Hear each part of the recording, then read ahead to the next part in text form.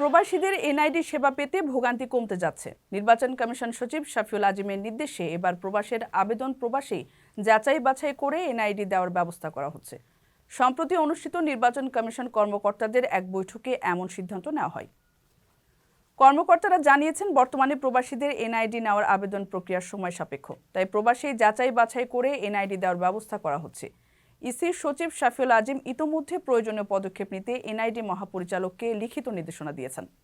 এতে উল্লেখ করা হয়েছে, নির্বাচন কমিশন 40টি দেশে জাতীয় পরিচয়পত্র সেবা চালুর পরিকল্পনা গ্রহণ করেছে।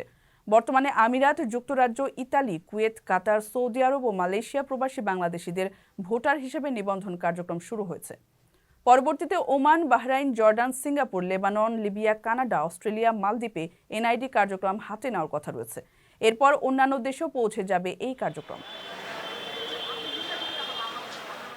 কারো কাছে স্বপ্ন পূরণ, কারো আনন্দের উপলক্ষ, আবার কারো জীবন পাল্টে দেওয়ার মুহূর্ত, কখনো জীবন বাঁচাতে সর্বোচ্চ গতিতে উড়ে চলা, কারো আবেগের শেষ মুহূর্ত, আপনজনের শেষ বিদায়ে শামিল হওয়া।